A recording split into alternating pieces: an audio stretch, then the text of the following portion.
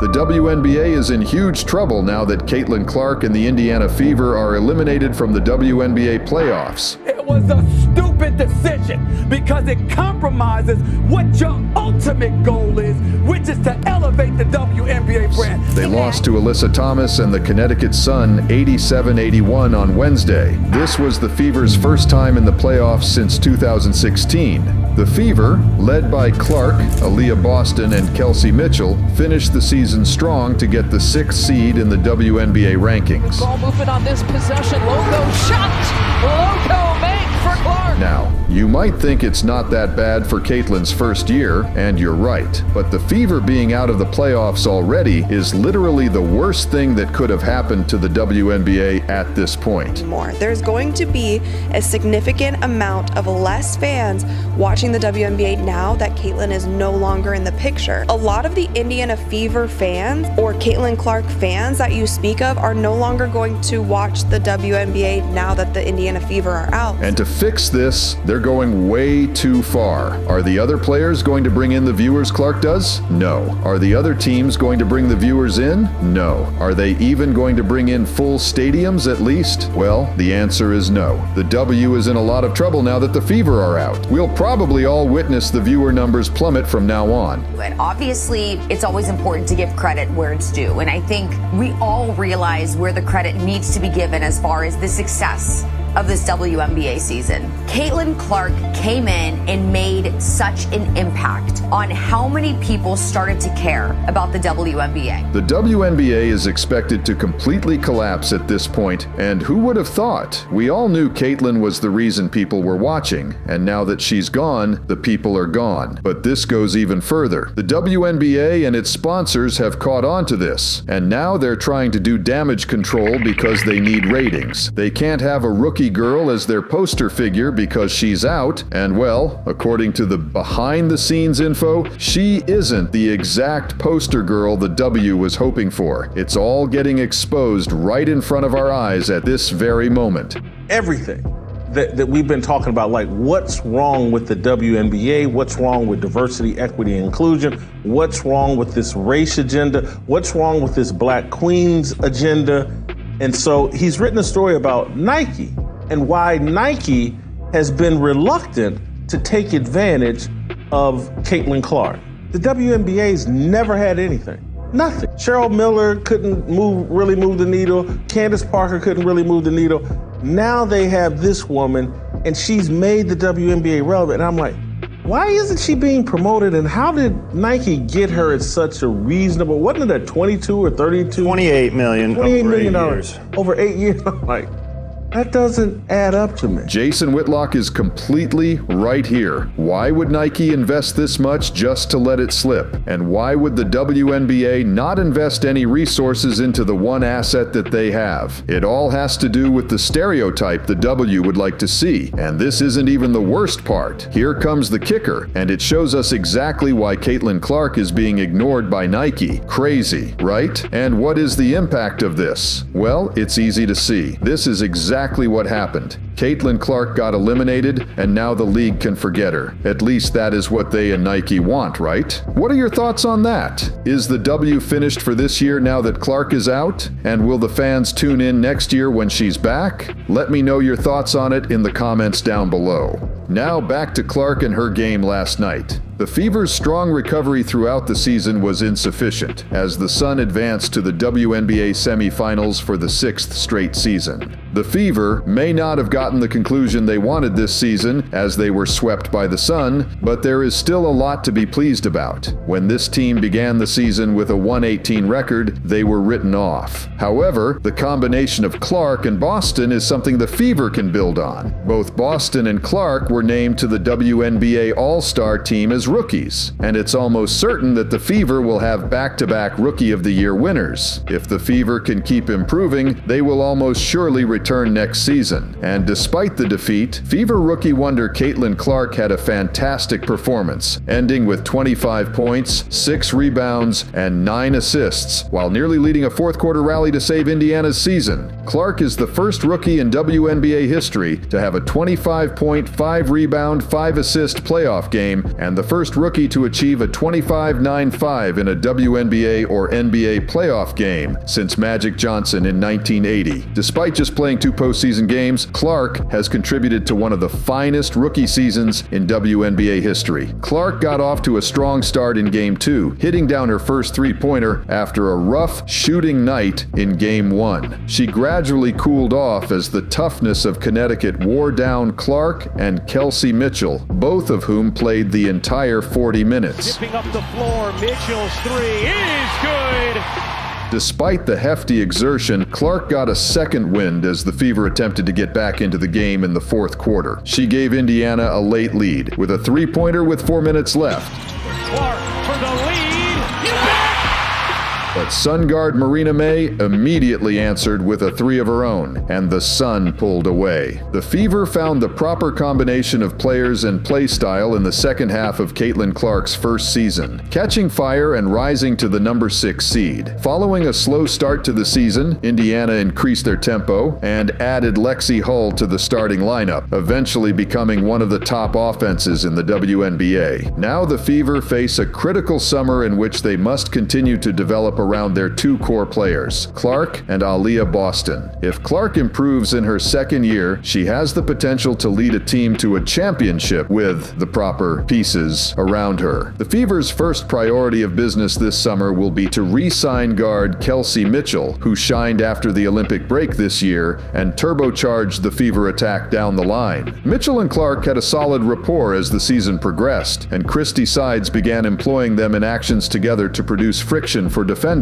Mitchell's season average was 19.2 points per game. In terms of external acquisitions, the Fever might incorporate an athletic wing into their rotation. Hull performed admirably as a 3-and-D option this season, but the Fever could use someone who can fill that role either with Hull in smaller lineups or as a backup. Consider Misha Hines-Allen of the Minnesota Lynx, who will be a free agent this offseason. Despite the Fever's season-ending defeat to the Sun, the Star broke another record and became the first player in WNBA history to average at least 18 points, 5 rebounds, 8.5 assists, 2.0 steals, and 1.0 blocks per game across an entire series. Michael Jordan is the only other athlete to have accomplished this feat in both the WNBA and the NBA, which is fairly rare company. Clark, who had a difficult Game 1, has repeatedly demonstrated that no amount of hardship can keep her down for long. The Fever guard, like a 10-year veteran, has a goldfish memory because she constantly gives her all and does not let past incidents snowball into the present. Clark led the Fever in Game 2 with 25 points, 6 rebounds, and 9 assists on 10-23 shooting, and she only turned the ball over 3 times, below her season average. This was a good rebound from her 11-point, 8-assist effort in Game 1 when she shot only 4-17 from the floor. Of course, it's worth noting the WNBA first-round matchups are only best of 3. The Sun comfortably defeated the Fever in Game 1, 93-69, and then, in Game 2, Connecticut survived a much stronger effort from Indiana, thereby ending Caitlin Clark's season. Given the disparity in the number of games necessary to complete a playoff series, it's possible that comparing Clark to Jordan is a little misleading. However, one must admit that the Fever guard's propensity to accumulate stats is exceptional, and it won't be long until that converts into postseason success. Caitlin Clark's cultural influence cannot be emphasized enough. She has attracted a record number of WNBA viewers. The WNBA has become popular due in large measure to her marketability, but she backs up her marketability with remarkable skill, converting the Fever from a perennial lottery club to a playoff contender in the span of a season. Clark has seen her fair share of growing pains. With the Fever struggling to begin the 2024 season, she has become increasingly comfortable playing against the game's veterans, and she has demonstrated that she not only belongs, but she is there to stay at the top of the WNBA totem pole. Clark, only 22 years old, has already established many WNBA records, including the assist record, which she is expected to beat in the future, especially if she addresses her turnover issues. Clark should also make the Fever an appealing destination for free agents, allowing the team to develop a true title contender going ahead. So, will you be watching the Fever again next year? Could they get a top 4 seed in 2025 and even make it to the semifinals? Let's take a look at why the women in the WNBA hates Caitlin Clark. Stephen A., I could actually argue that it hurts the game more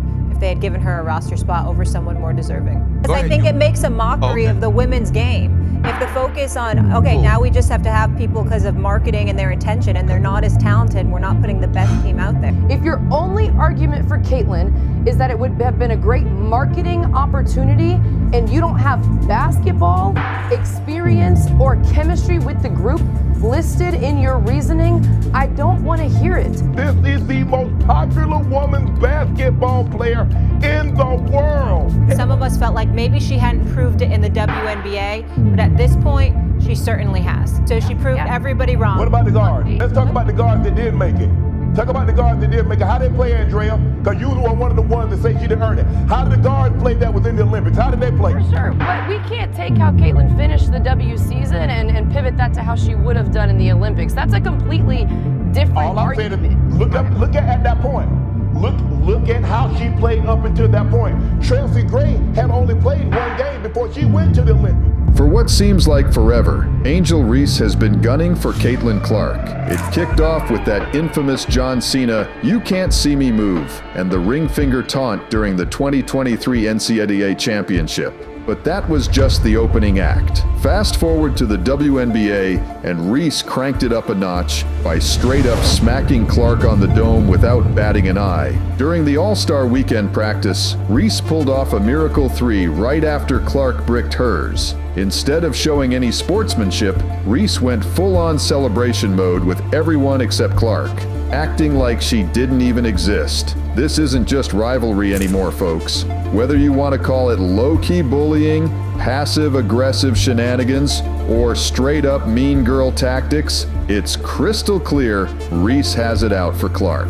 Sure, when the cameras start rolling, Reese tries to play it cool. She's all, "Nah, me and Caitlin Clark aren't enemies or anything." She's been caught saying stuff like, "I need everyone to get that it's just intense competition." Like, me and Caitlin Clark don't hate each other. Like, I want everybody to understand that it's just a super competitive game, and like, I would just wish people realize that, like, once I get between those lines, it's no friends. People are just trying to make it seem like it's something, but I love Caitlin, I love her game, and I admire everything that she's done. But let's be real. Actions speak way louder than words, and Reese's actions are screaming a whole different story.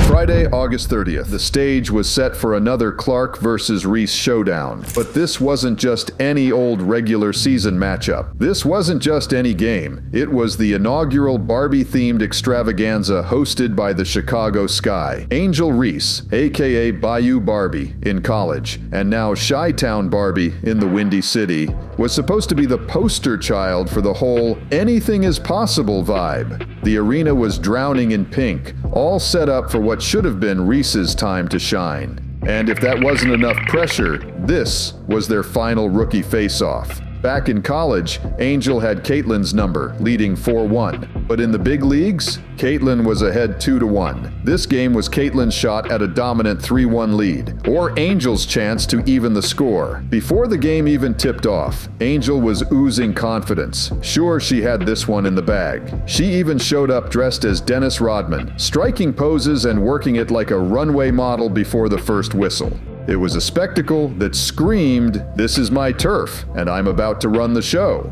Caitlin Clark? She was all business when she rolled into Wintrust Arena. No flashy entrance, no costume party, just a baller laser focused on the task at hand. The difference between the two couldn't have been more night and day. From the jump, Clark's intensity was off the charts. She came out guns blazing, stepping up her game big time. Caitlin Clark from downtown, nothing but net for her first long-range missile. But despite her best efforts, the Sky's supporting cast was on fire, raining threes like there was no tomorrow. At one point, the scoreboard read 21-9, and it looked like the Sky was about to turn this into a blowout. I bet in that moment, all Angel Reese could hear was the sweet sound of victory playing in her head. But here's the thing about Clark. She was locked in, remember? And as for the Sky's three-point barrage, well, their hot streak was about to go ice cold. The Fever started mounting a comeback with Clark leading the charge. By the time the first quarter wrapped up,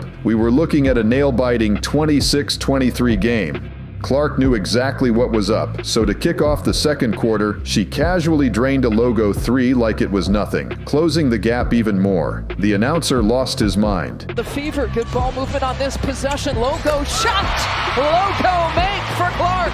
Clark kept pulling off jaw-dropping plays, even chatting it up with the crowd, playfully asking if her shots were good.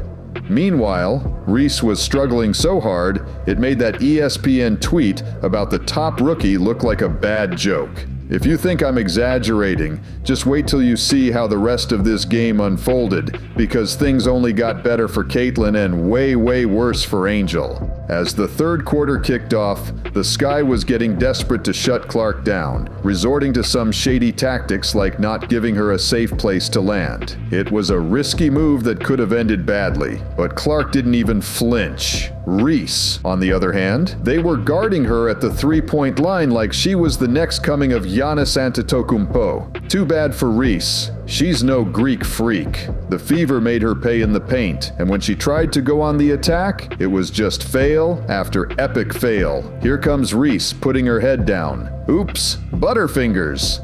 By the time the third quarter wrapped up, it was clear as day. Caitlin was putting on a clinic, and Angel was having a night to forget. And remember, this was after Angel's whole Rodman cosplay and model routine before the game on Barbie Day in the Sky's own house. Clark had racked up an impressive 23 points and 9 dimes, while Reese was stuck at a measly 5 points and 7 boards. Then came the fourth quarter, where Clark continued to look like a superstar, while Reese and the Chicago Sky, let's just say they weren't exactly showing grace under pressure. When it came to pure hoops, Clark was in a league of her own.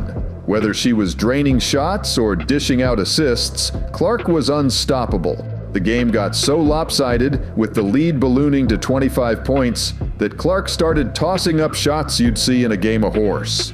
The Sky's frustration boiled over into some cheap shots. When Diamond DeShields collided with Clark, from one angle, it almost looked accidental, like she was trying to help her up afterward. But from another view, it was clear she was just whining to the ref, insisting it wasn't a foul. It was so blatant that even Deuce Bigelow himself, comedian Rob Schneider, chimed in, tweeting, "The fact this assault didn't get an immediate ejection from the ref means the WNBA needs to fire this zebra, overhaul the rulebook, and slap a hefty fine on this player for such a flagrant foul." For real, something's gotta give here. I mean, after that incident, a mind-blowing stat came to light. Apparently, 17% of all flagrant fouls in the WNBA have been against Caitlin Clark, with the Chicago Sky. Yeah, Angel Reese's squad, responsible for a whopping 80% of them. Still think I'm reaching about Angel having it out for Clark?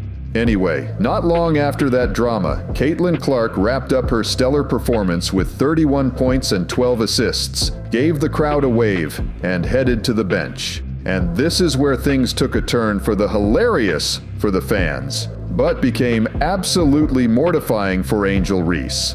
With just under 4 minutes on the clock, Clark was living it up on the bench with her teammates. Meanwhile, what was Angel Reese up to? Well, with her team in a 27-point hole, Reese was still out there, desperately chasing a few extra points and rebounds to secure a double-double. Like a textbook stat patter, she stayed in the game just to inflate her numbers. It was beyond comical. Picture this. Caitlin's on the bench, laughing it up with her squad, busting moves, sipping on some Gatorade, While Angel Reese is out there on a mission to hit that double-double, I couldn't help but crack up. Let me paint this picture one more time. Caitlin Clark, chillin' on the bench, having the time of her life with her team, while ESPN's supposed frontrunner for Rookie of the Year is out there stat padding like her life depends on it. To add insult to injury, she even bricked back-to-back free throws. This set off a firestorm online, with fans going off. Angel Reese stat padding in a 27-point blowout with 3 minutes left against the Fever's bench players. I can't help but laugh. She had what, 5 points with 4 minutes left in the fourth? Now suddenly she's got a double-double? Others didn't hold back. While Caitlin Clark's out here winning games, Angel's disrespecting the sport with the most blatant stat padding I've ever witnessed, all to keep some streak going that only matters to her diehard fans. It's embarrassing. She ended up with 10 points, and half of those came after the Fever had already cleared their bench and were up by 30. For those of you who want the cold hard facts, I rewatched the game footage and dove into the play-by-play data. Caitlin Clark checked out with exactly 3 minutes and 52 seconds left in the fourth, her team up by 27. After that moment, here's what Angel Reese managed. 2 buckets, 1 out of 4 from the charity stripe, 2 rebounds, 1 offensive, 1 defensive, and 1 turnover. Her final stat line for the night, 10 points and 11 rebounds, shooting 4 for 9. But if you strip away the garbage time stat padding, her real numbers would have been a measly 5 points and 9 rebounds on 2 for 7 shooting. That's a brutal 28% from the field. Listen, after all the smack talk Reese aimed at Caitlin Clark during March Madness, that cheap shot earlier in the season, and the way she egged on her teammate after that near assault on Caitlin, this was Caitlin Clark's classy clapback. No trash talk, no disrespect. She just let her game do the talking, absolutely schooling Angel Reese on her home court, while vibing with the crowd in Reese's own backyard. Ladies and gents, we just witnessed the day Caitlin Clark utterly humiliated Angel Reese. But let's keep it 100. Caitlin's game has been making everyone look silly, not just Angel.